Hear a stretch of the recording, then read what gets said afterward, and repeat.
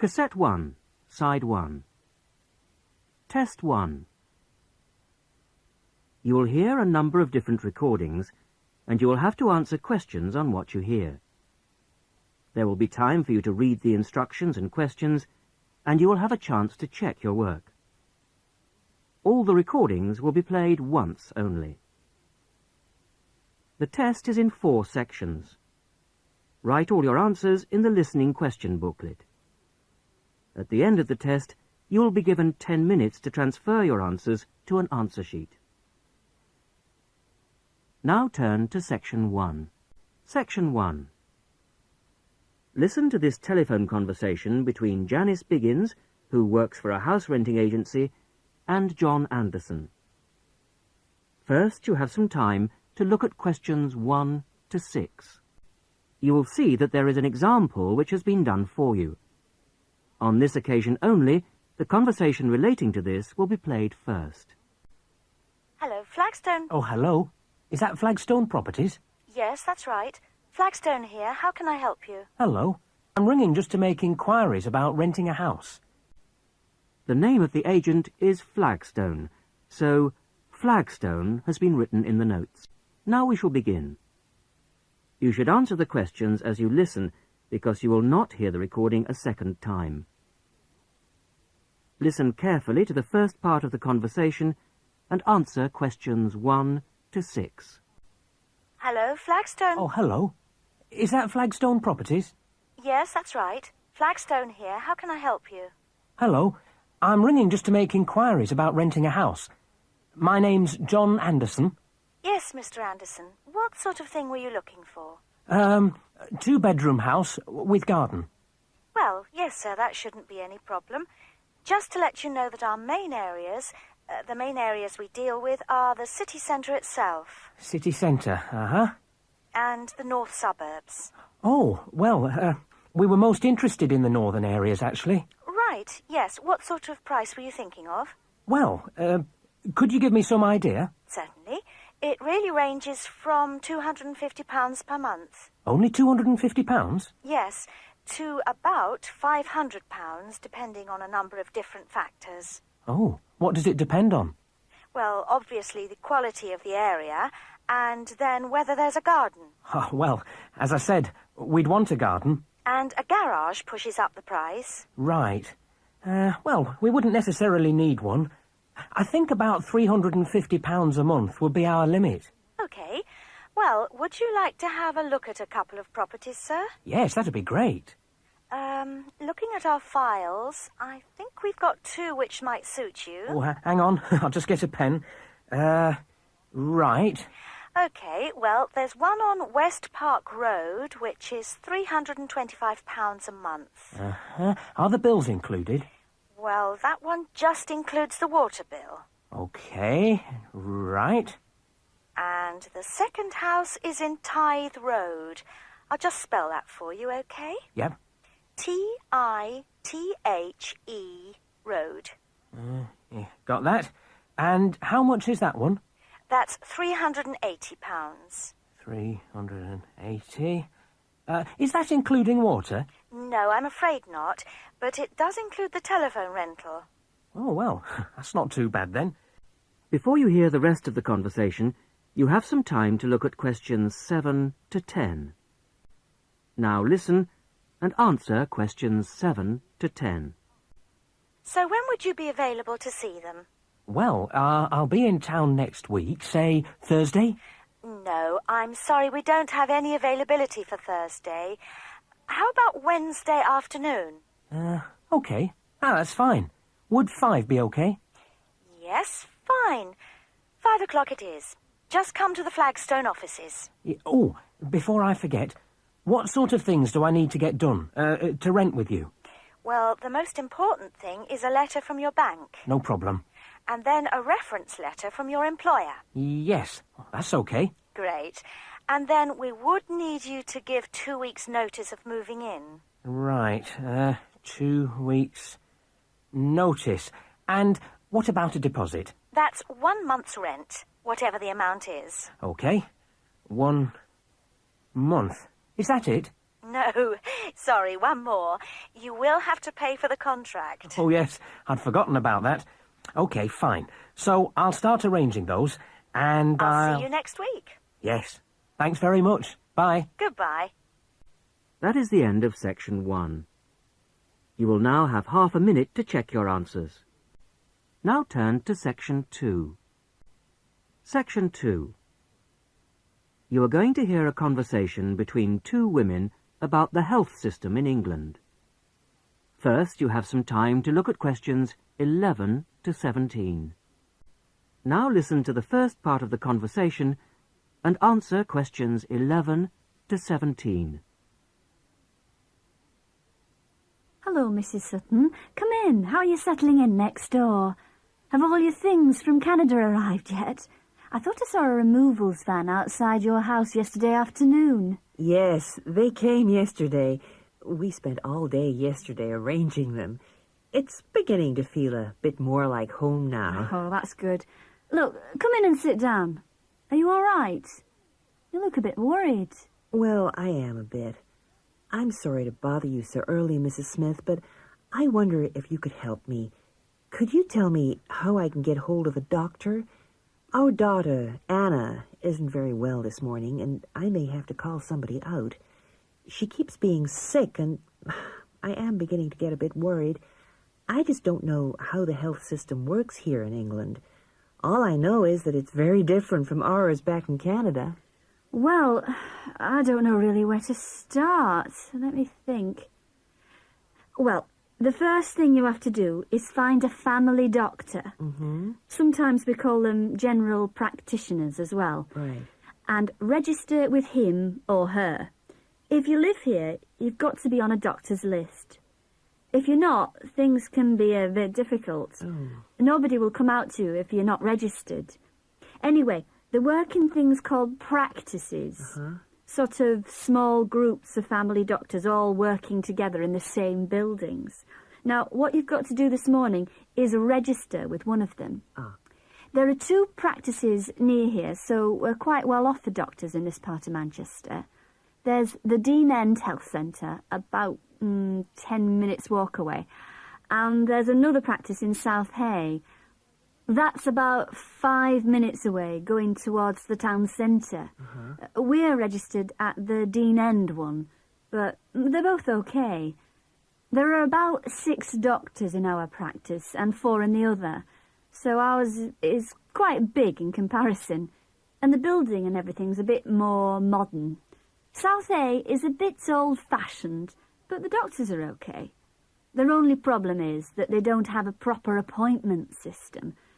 Sometimes you have to wait for ages there to see someone. Anyway, you go to the receptionist in whichever health centre and ask her to register you with a doctor there. You have to fill in a form, but it doesn't take long. Ours is called Dr. Jones, and we've been going to him for years, ever since we moved here 15 years ago. I wouldn't say he's brilliant, but I suppose he's all right, really. We're used to him now. They say he's very good with elderly people, but he does tend to get a bit impatient with children. Listen, the one who's supposed to be really good with small children is Dr. Shaw.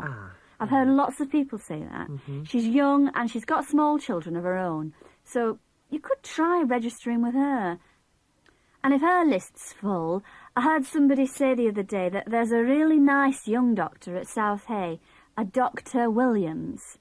He holds special clinics for people with back trouble, but that's not really your problem, is it? Now you have some time to look at questions 18 to 20. Now listen to the rest of the conversation and answer questions 18 to 20. If you want a doctor to visit you at home, you have to ask for a home visit. You're supposed to do that before 10:30 in the morning, but obviously if it's an emergency, you can phone at any time, night or day.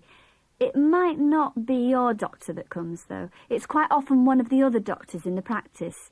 It doesn't really seem to make much difference. Right. Otherwise, you make an appointment to see your doctor at the health centre. You usually get seen the same day. Not always, of course, but usually, as I say. The whole surgery is between 9 and 11:30 every weekday, and from 4 to 6:30 Monday to Thursday. Saturdays are only for emergencies. See. When the doctor sees you, he gives you a prescription. He writes what medication you need on it, and you take it to a chemist shop. There's one opposite the centre. If it's for a child under 16, you don't have to pay. So if it's for Anna, there's no problem. The same thing goes if you're unemployed or retired, or if you're pregnant. Just as well, because it's not cheap. You pay the same price for each item the doctor has prescribed. At the moment, it's something like £5 per item. So you pay for the medication, but the consultation with the doctor doesn't cost you anything. It's completely free as long as you're a resident here. You're going to be here for 3 years, aren't you? Uh-huh. So, well, there shouldn't be any question of you paying anything to see the doctor. So that's one less problem to worry about. Look, Mrs. Sutton, if you want, I'll sit with your daughter for half an hour if you want to go down to the health centre to register. It's no trouble, really, don't worry. Are you sure you wouldn't mind? That would really help me a lot. I'll ask them if they can send someone round later to see Anna. I think I'll try the Dean End Centre. Good idea. Don't worry about Anna. Right. I'll be back as soon as I can. That is the end of section 2. You will now have half a minute to check your answers. Now turn to section 3. Section 3. You're going to hear a university tutor interviewing a candidate for a place on a postgraduate diploma course in teaching geography. First, you have some time to look at questions 21 to 27. Now listen carefully to the first part of the interview and answer questions 21 to 27. Hello. Jonathan Briggs, isn't it? Yes, that's right. Do come in and sit down. Thanks. Right. Well, Jonathan, as we explained in your letter, in this part of the interview, we like to talk through your application form, your experience to date, etc. And then in the second part, you go for a group interview. Group interview. Yes, I understand. So, your first degree was in economics. Yes, but I also did politics as a major strand. And you graduated in 1989. And I see you've been doing some teaching. Yes, I worked as a volunteer teacher in West Africa. I was there for almost 3 years in total, from 1990 to 1992. How interesting. What organisation was that with? It's not one of the major ones. It's called Teach South. Oh, right. Yes, I have heard of it. It operates in several African countries, doesn't it? And what kind of school was it? A rural cooperative. Oh, a rural cooperative. How interesting. And what did you teach? A variety of things in different years. I did, with forms 1 to 3, mainly geography, and some English with form 5. Then, in my final year, I took on some agricultural science with the top year. That's form 6. Right. Quite a variety, then. I also ran the school farm. How interesting. Before the interview continues, you have some time to look at questions 28 to 30. Now listen to the rest of the interview and answer questions 28 to 30. And how did you find the whole experience? I'll be honest with you. At the end of the first year, I really wanted to leave and come home. Oh, why was that? Well, I was very homesick at first and missed my family. Oh, yes, I can understand that. And I also found it frustrating to have so few teaching resources. But I did decide to stay, and in the end I extended my tour to a 3rd year. Right. Things must have looked up then. Yes, we set up a very successful project, breeding cattle to sell locally. Really? And then, after a lot of hard work, we finally got funds for new farm buildings. And you wanted to see things through. Uh-huh. And that's why you want to train to teach geography. Yes. I've had a couple of jobs since then, but I now realise I like teaching best. And I chose geography because it's my favourite subject. And also because I think it has so many useful applications. Well, you certainly have had some interesting work experience. I'll ask you now to go on to the next stage. That is the end of section 3. You will now have half a minute to check your answers. Now turn to section 4. Section 4. You are going to hear a radio talk on back pain given by Dr. Paula Clayburgh of Liverpool's Wilton Clinic. First, you have some time to look at questions 30. Today's Health Council is presented by Paula Clayburgh, who is the Chief Counsellor at Liverpool's famous pain clinic, the Wilton Clinic. Paula. Do you know what Prince Charles, Sevi Ballesteros and Elizabeth Taylor have in common? They all suffer from chronic back pain. In fact, bad backs are one of the most common health problems today, affecting people in all walks of life. The most recent available figures show that about 250,000 people are incapacitated with back pain every day. And many sufferers don't know the cause or the solution to their problem. The majority of our patients at the clinic tend to be women. They are especially vulnerable because of pregnancy, but also because of osteoporosis, which I personally believe to be the major cause of problems for women. I have many women patients who say they have completely given up exercise because the pain makes them so miserable. Bed rest, giving up exercise, and painkillers are traditional responses to back pain.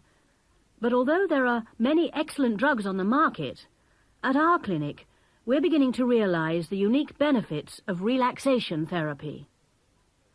Other specialists in the field make a strong case for certain types of exercise, but in our experience they are easily mishandled and can lead to more harm than good. Now let's look at some of the reasons why back pain is developing into such a unique menace. In general, the body is pretty good at self-repair. A strain or a blow to a limb, though painful at the time, generally resolves itself. But the body's response to back injury can be very counterproductive. When pain strikes, we attempt to keep the back as immobile as possible, which makes the muscles tense up. Research shows that they often go into spasm, which causes further twisting of the spine. A vicious circle is underway.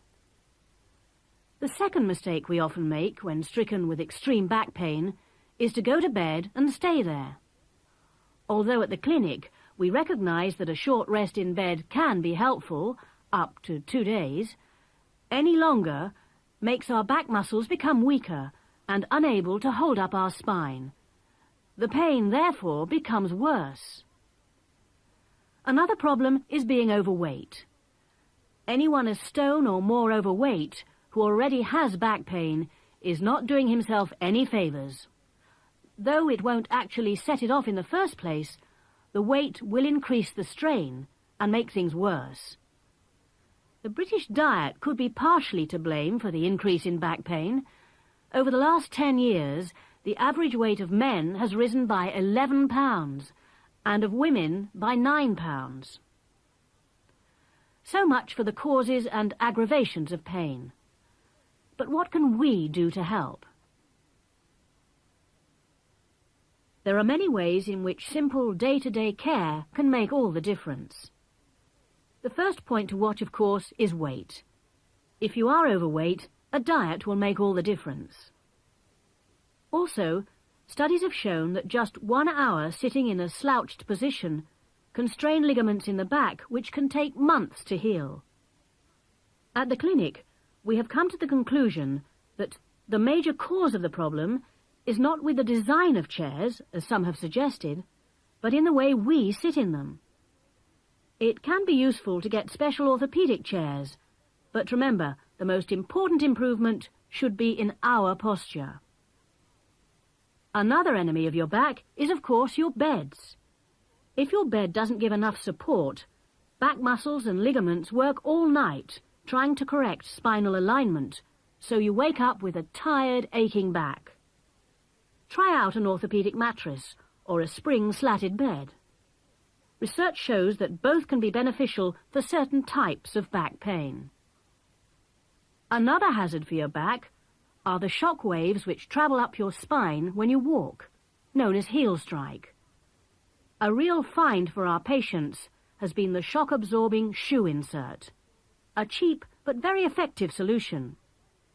And you might be better off avoiding shoes with heels higher than 1.5 inches.